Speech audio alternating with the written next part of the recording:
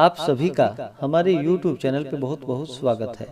आइए सुनते हैं वैशाख पूर्णिमा की कथा। जो भी भक्त सच्ची श्रद्धा के साथ प्रत्येक पूर्णिमा तिथि के दिन व्रत को धारण करते हैं, इस दिन भगवान शिव, माता पार्वती, भगवान विष्णु, माता लक्ष्मी का पूजन करते हैं, भगवान सत्यनारायण का पूजन करते हैं, कथा श्रवण करते हैं, मंदिरों में, तीर्थों में आदि जगहों पर दीप आदि का दान करते हैं।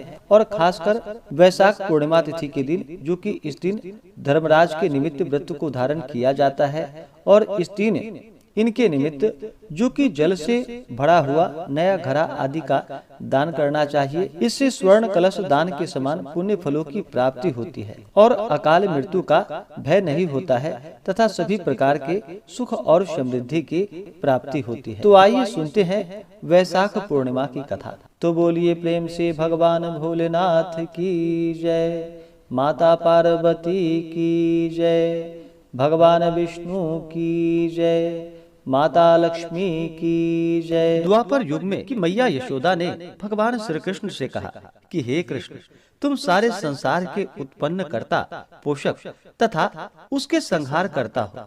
आज कोई ऐसा व्रत मुझे कहो जिसके करने से मृत्यु लोक में स्त्रियों को विधवा होने का भय न रहे तथा यह व्रत सभी मनुष्यों की मनोकामनाएं पूर्ण करने वाला हो।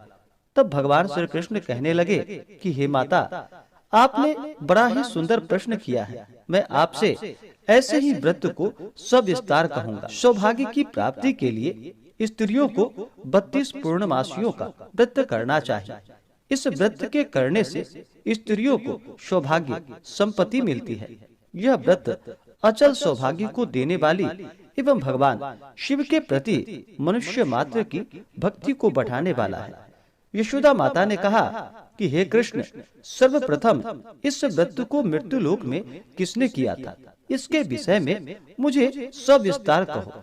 भगवान श्री कृष्ण कहने लगे कि इस भूमंडल पर एक अत्यंत प्रसिद्ध राजा, जो कि चंद्रहास नाम से पालित अनेक प्रकार के रत्नों से परिपूर्ण कातिका नाम की एक नगरी थी। वहाँ पर धनेश्वर नाम का एक ब्राह्मण रहता था और उसकी स्त्री अति सुशीला रूपवती थी।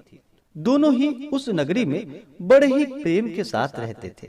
घर में धन धान्य आदि किसी भी वस्तु की कोई कमी नहीं थी। उनको एक बड़ा सा दुख था कि उनके पास उनकी कोई संतान नहीं थी। इस दुख से वह अत्यंत दुखी रहते थे। एक समय एक बड़ा तपस्वी योगी उस नगरी में आया। वह योगी उस ब्राह्मण के घर को छोड़कर अन्य सब घरों से भिक्षा लाकर भोजन किया करता था। रूपवती से वह भिक्षा नहीं लिया करता था। उस योगी ने एक दिन रूपवती से भिक्षा न लेकर किसी अन्य घर से भिक्षा लेकर गंगा किनारे जाकर भिक्षान्न को प्रेम पूर्वक खा रहा था कि धनेश्वर ने योगी का यह सब कार्य किसी प्रकार से देख लिया। अपने भिक्षा के अनादर से दुखी होकर धनेश्वर योगी से बोला कि हे महात्मन, आप सब घरों से भिक्षा लेते हैं, परंतु मेरे घर की भिक्षा कभी भी नहीं लेते। इसका क्या कारण है? योगी ने कहा कि निसंतान के घर की भीख पतितों के अन्न के तुल्य होती है, और जो पतितों का अन्न खाता है वह भी पतित हो जाता है। चूंकि तुम निसंतान हो, अतः पतित हो जाने के भय से मैं तुम्हारे घर की भिक्षा नहीं लेता हूँ। धनेश्वर यह बात सुनकर अपने मन में बहुत दुखी हुआ और हाथ जोड़कर योगी के पैरों में गिर पड़ा तथा अंतर्भाव से कहने लगा कि हे महाराज, यदि ऐसा है तो आप मुझको पुत्र प्राप्ति का उपाय बतलाइए। आप सर्वज्ञ हैं, मुझ पर अवश्य ही कृपा कीजिए। धन की मेरे घर में कोई कमी नहीं, परंतु मैं पुत्र न होने के कारण अत्यंत दुखी हूँ। आप मेरे इस दुख का हरण करें। आप सामर्थ्यवान हैं। यह सुनकर योगी कहने लगे कि हे ब्राह्मण, तुम चंडी की आराधना करो। घर आकर उसने अपने स्त्री से सब वृतांत कहा और स्वयं तप के निमित्त वन में चला गया। वन में जाकर उसने चंडी देवी की उपासना की और उपवास किया। चंडी ने 16वें दिन उसको स्वप्न में दर्शन दिया और कहा कि हे धनेश्वर, जा, तेरा पुत्र होगा, परंतु वह 16 वर्ष की आयु में ही मृत्यु को प्राप्त हो जाएगा। यदि तुम दोनों स्त्री पुरुष 32 पूर्णमासियों का व्रत विधि पूर्वक करोगे तो वह दीर्घायु होगा। जितनी तुम्हारी सामर्थ्य हो आटे के दिए बनाकर शिव जी का पूजन करना, परंतु पूर्णमासी को 32 जो जानी चाहिए। प्रातः काल होने पर इस स्थान के समीप ही तुम्हें एक आम का वृक्ष दिखाई देगा। उस पर तुम चढ़कर एक फल तोड़कर शीघ्र अपने घर चले जाना। अपनी स्त्री से सब वृतांत कहना। ऋतु स्नान के पश्चात वह स्वच्छ होकर भगवान शंकर जी का ध्यान करके उस फल को खा लेगी। तब शंकर भगवान की कृपा से उसको गर्भ हो जाएगा। जब वह ब्राह्मण प्रातः काल उठा तो उसने उस स्थान के पास ही एक आम का वृक्ष देखा, जिस पर एक अत्यंत सुंदर आम का फल लगा हुआ था। उस ब्राह्मण ने उस आम के वृक्ष पे चढ़कर उस फल को तोड़ने का प्रयत्न किया, परंतु वृक्ष पर कई बार प्रयत्न करने पर भी वह न चढ़ पाया। तब तो उस ब्राह्मण को बहुत चिंता हुई और विघ्न विनाशक भगवान श्री गणेश जी की वंदना करने लगा। हे दयानिधे, अपने भक्तों को विघ्नों का आप नाश करने वाले हैं, उनके मंगल कार्यों को पूर्ण करने वाले हैं, दुष्टों का नाश करने वाले हैं, रिद्धि सिद्धि देने वाले। आप मुझ पर कृपा करके इतना बल दे कि मैं अपने मनोरथ को पूर्ण कर सकूं। इस प्रकार गणेश जी की प्रार्थना करने पर उनकी कृपा से धनेश्वर वृक्ष पर चढ़ गया और उसने एक अति सुंदर आम का फल देखा। उसने विचार किया कि जो वरदान से फल मिला है वह यह है और कोई फल दिखाई नहीं देता। उस धनेश्वर ब्राह्मण ने जल्दी से उस फल को तोड़कर अपनी स्त्री को लाकर दे दिया और उसकी स्त्री ने अपनी पति के कथा के अनुसार उस फल को खा लिया और वह गर्भवती हो गई। देवी जी की असीम कृपा से उसे एक अत्यंत सुंदर पुत्र उत्पन्न हुआ, जिसका नाम उन्होंने देवी दास रखा। माता पिता के हर्ष और शोक के साथ साथ वह बालक शुक्ल पक्ष के चंद्रमा की भांति अपने पिता के घर में बढ़ने लगा। भवानी की कृपा से वह बालक बहुत ही सुंदर, सुशील और विद्या पढ़ने में बहुत ही निपुण हो गया। दुर्गा जी की आज्ञा अनुसार उसकी माता ने 32 पूर्णमासी का व्रत रखना प्रारंभ कर दिया, जिससे उसका पुत्र बड़ी आयु वाला हो जाए। 16वां वर्ष लगते ही देवी दास की माता पिता को बड़ी चिंता हो गई कि कहीं उसके पुत्र की इस वर्ष मृत्यु ना हो जाए। इसलिए उन्होंने अपने मन में विचार किया कि यदि यह दुर्घटना उसके सामने हो गई तो वह कैसे सहन करेगा। अस्तु उन्होंने देवी दास के मामा को बुलवाया और कहा कि हमारी इच्छा है कि देवी दास 1 वर्ष तक काशी में जाकर विद्या अध्ययन करे और उसको अकेला भी नहीं छोड़ना चाहिए। इसलिए साथ में तुम चले जाओ और 1 वर्ष के पश्चात इसको वापस लौटा लाना। सब प्रबंध करके उसके माता पिता ने काशी जाने के लिए देवीदास को एक घोड़े पर बैठाकर उसके मामा को उसके साथ भेज दिया। किंतु यह बात उसके मामा या किसी और को कहीं पता नहीं थी। धनेश्वर ने सपत्नीक अपने पुत्र की मंगल कामना तथा दीर्घायु के लिए भगवती दुर्गा की आराधना और पूर्णमासियों का व्रत करना आरंभ कर दिया। इस प्रकार बराबर 32 पूर्णमासी का व्रत पूर्ण किया। कुछ समय के पश्चात एक दिन वह दोनों मामा और भांजा मार्ग में रात्रि बिताने के लिए किसी ग्राम में ठहरे हुए थे। उस दिन उस गांव में एक ब्राह्मण की अत्यंत सुंदर, सुशील, विदुषी और गुणवती कन्या का विवाह होने वाला था। जिस धर्मशाला के अंदर वर और उसकी बारात ठहरी हुई थी, उसी धर्मशाला में देवीदास और उसके मामा भी ठहरे हुए थे। संयोगवश कन्या को तेल आदि चढ़ाकर मंडप आदि का कृत्य किया गया तो लग्न के समय वर को धनुवार्त हो गया। अस्तु वर के पिता ने अपने कुटुंबियों से परामर्श करके निश्चय किया कि वह देवीदास मेरे पुत्र जैसा ही सुंदर है, मैं इसके साथ ही लग्न करा दूं और बाद में विवाह के अन्य कार्य मेरे लड़के के साथ हो जाएगा। यह सोचकर देवीदास के मामा से जाकर बोला कि तुम थोड़ी देर के लिए अपने भांजे को हमें दे दो, जिससे विवाह के लग्न का सब कार्य सुचारू रूप से हो सके। तब उसका मामा कहने लगा कि जो कुछ भी मधुपर्क आदि कन्यादान के समय वर को मिले वह सब हमें दे दिया जाए, तो मेरा भांजा इस बारात का दूल्हा बन जाएगा। यह बात वर के पिता ने स्वीकार कर ली। उसने अपने भांजा को वर बनने को भेज दिया और उसके साथ वह विवाह कार्य रात्रि में विधि पूर्वक संपन्न हो गया। पत्नी के साथ वह भोजन न कर सका और अपने मन में सोचने लगा, न जाने यह कैसे स्त्री होगी। वह एकांत में इसी सोच में गर्म निश्वास छोड़ने लगा। तब उसकी आंखों में आंसू भी आ गए। तब वधू ने पूछा कि क्या बात है, आप इतने उदास व दुखी क्यों हो रहे हैं? तब उसने सब बातें जो वर के पिता व उसके मामा में हुई थी उसको बतला दी। तब कन्या कहने लगी कि यह ब्रह्म विवाह के विपरीत हो कैसे सकता है? देव, ब्राह्मण और अग्नि के सामने मैंने आपको ही अपना पति बनाया है, इसलिए आप ही मेरे पति हैं। मैं आपकी ही पत्नी रहूंगी, किसी अन्य की कदापि नहीं। तब देवी दास ने कहा कि ऐसा मत करिए, क्योंकि मेरी आयु बहुत थोड़ी है। मेरे पश्चात आपकी क्या गति होगी, इस बातों को अच्छी तरह विचार लो। परंतु वह दृढ़ विचार वाली थी। बोली कि जो आपकी गति होगी वही मेरी गति होगी। हे स्वामी, आप उठिए और भोजन करिए, आप निश्चय ही भूखे होंगे। इसके बाद देवीदास और उसकी पत्नी दोनों ने भोजन किया तथा शेष रात्रि वे सोते रहे।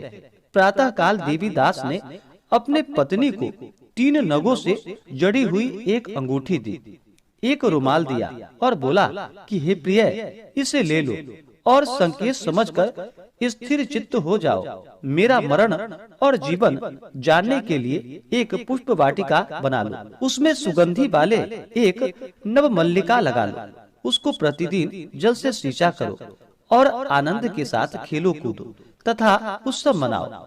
जिस समय और जिस दिन मेरा प्राणांत होगा ये फूल सूख जाएंगे और जब ये फिर हरे हो जाएं, तो जान लेना कि मैं जीवित हूँ। यह बात निश्चय करके समझ लेना, इसमें कोई संशय नहीं। यह समझाकर वह चला गया। प्रातः काल होते ही वहाँ पर गाजे बाजे बजने लगे और जिस समय विवाह के कार्य समाप्त करने के लिए वर तथा सब बाराती मंडप में आए, तो कन्या ने वर को भली प्रकार से देखकर अपने पिता से कहा कि यह मेरा पति नहीं है, मेरा पति वही है जिसके साथ रात्रि में मेरा पानी ग्रहण हुआ था। इसके साथ मेरा विवाह नहीं हुआ। यदि यह वही है तो बताए कि मैंने इसको क्या दिया। मधुपर्क और कन्यादान के समय जो मैंने भूषणादि दिए थे उन्हें दिखाए तथा रात में मैंने क्या गुप्त बातें कही थी वह सुनाए। पिता ने उसके कथानुसार वर को बुलवाया। कन्या की यह बातें सुनकर वह कहने लगा कि मैं कुछ नहीं जानता। इसके पश्चात लज्जित होकर वह अपना सा मुंह लेकर वहाँ से चला गया और सारी बारात भी अपमानित होकर वहाँ से लौट गई। भगवान श्री कृष्ण बोले कि हे माता, इस प्रकार देवीदास काशी विद्या अध्ययन के लिए चला गया। जब कुछ समय बीत गया तो काल से प्रेरित होकर एक सर्प रात्रि के समय उसको डसने के लिए वहाँ पर आया। उस विषधर के प्रभाव से उसके शयन का स्थान चारों ओर से विष की ज्वाला से विषैली हो गई, परंतु वृत्रराज के प्रभाव से उसको काट नहीं पाया, क्योंकि पहले ही उसकी माता ने 32 पूर्णमासी का व्रत कर रखा था। इसके बाद मध्याह्न के समय स्वयं काल वहाँ पर आया और उसके शरीर से उसके प्राणों को निकालने का प्रयत्न करने लगा, जिससे वह मूर्छित होकर पृथ्वी पर गिर पड़ा। भगवान की कृपा से उसी समय पार्वती जी के साथ भगवान शंकर जी वहाँ से आ गए। उसको मूर्छित दशा में देखकर माता पार्वती जी ने भगवान शंकर से प्रार्थना की कि हे प्रभु, इस बालक की माता ने पहले 32 पूर्णमासी का व्रत किया था, जिसके प्रभाव से हे भगवान आप इसको प्राण दान दे। भवानी के कहने पर भक्त वत्सल भगवान श्री शिव जी ने उसको प्राण दान दे दिया। इस व्रत के प्रभाव से काल को पीछे हटना पड़ा और देवीदास स्वस्थ होकर बैठ गया।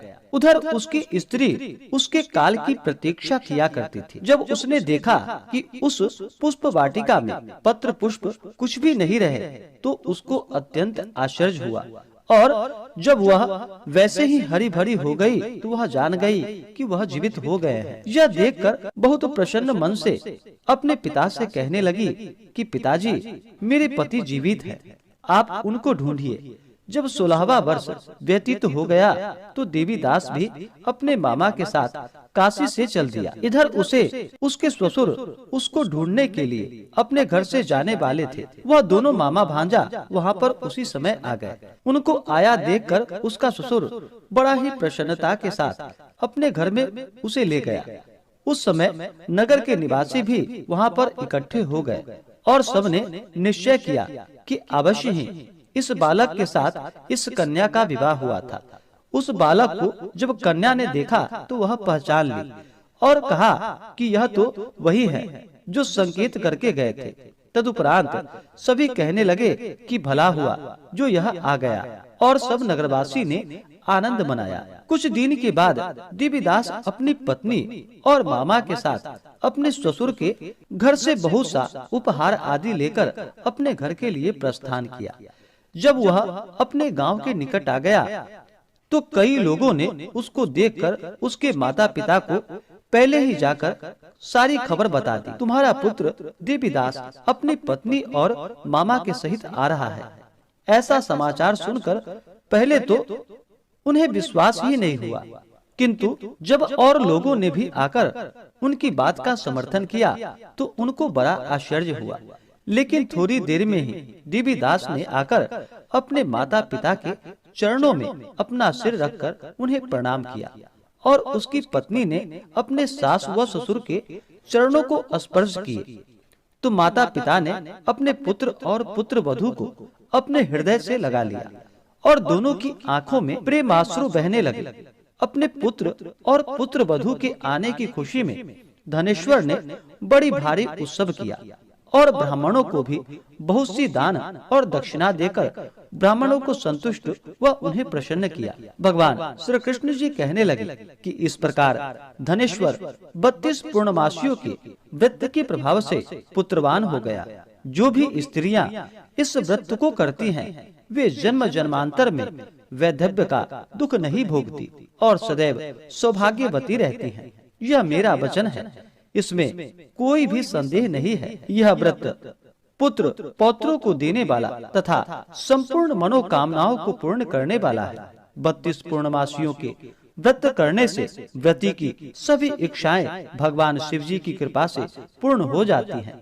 तो बोलिए प्रेम से भगवान श्री कृष्ण की जय, लक्ष्मी नारायण भगवान की जय, भगवान भोलेनाथ की जय, माता पार्वती की जय, सर्व देवी देवता की जय। इसी प्रकार से जो भी भक्त सच्ची श्रद्धा के साथ नियम और निष्ठा के साथ पूर्णिमा तिथि के दिन व्रत रखते हैं, उनके सभी प्रकार के दुख और कष्ट दूर हो जाते हैं तथा सुख समृद्धि की प्राप्ति होती है।